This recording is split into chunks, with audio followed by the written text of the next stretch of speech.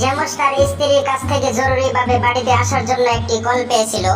তিনি কোম্পানির গুদামে যেতে চাচ্ছিলেন, তাই পরিবর্তে তিনি তার সহকর্মীকে যেতে বলেছিলেন এবং তাকে চাবিগুলি দিয়েছিলেন। তিনি যখন বাড়িতে পৌঁছেছিলেন এবং তার স্ত্রী তাকে অবাক করে দিয়ে একটি চমৎকার রাতের খাবারের জন্য বাইরে নিয়ে গেল। রাতের খাবার থেকে ফিরে আসার সময় তিনি তার দুই সহকর্মীর সাথে দেখা করেছিলেন। তারা দুজনেই বলেছিলেন যে সংসার গুদামে একটি ভূত রয়েছে। জেমস ভাবলো এটি সম্ভব নয় এবং বাড়িতে গিয়ে ঘুমিয়ে পড়ল। তবে জেমস তার সহকর্মী যা বলেছিলেন তা উপেক্ষা করতে পারেনি এবং গুদামটি দেখার সিদ্ধান্ত নিয়েছে। তিনি যখন গুদামে পৌঁছেছিলেন তখন তিনি ভূতকে দেখলেন। তবে জেমস বুঝতে পেরেছিলেন যে এটি সত্যিকারের ভূত নয় এবং কেউ আমার সাথে প্রাঙ্ক করেছে। তিনি তার চার সহকর্মী সন্দেহ করেছিলেন। আপনি কি বুঝতে পারেন কে প্রাঙ্ক করেছে?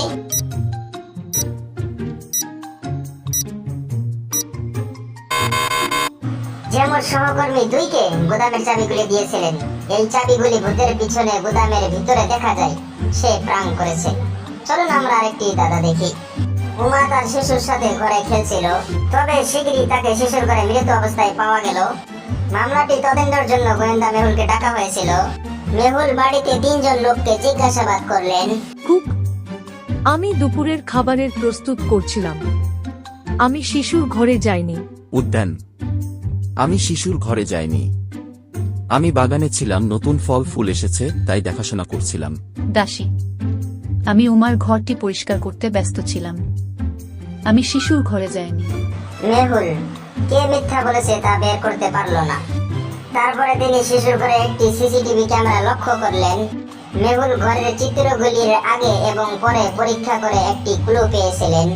কে মিথ্যা বলেছে আপনি কি তা বুঝতে পারেন?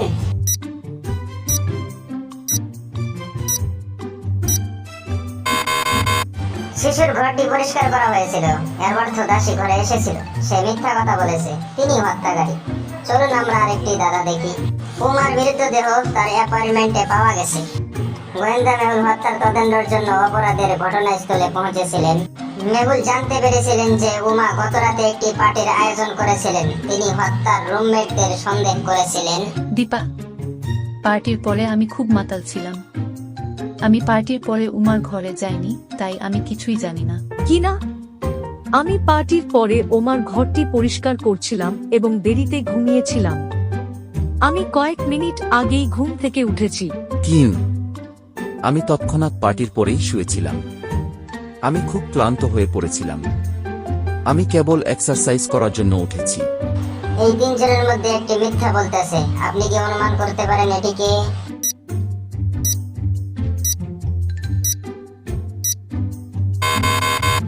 কিরা বলেছিলেন যে তিনি অ্যাপার্টমেন্টটি পরিষ্কার করেছেন, তবে অ্যাপার্টমেন্টটি খুব আগোছালো লাগছিল। সে মিথ্যা কথা বলেছে। তিনি উমাকে হত্যা করেছিলেন।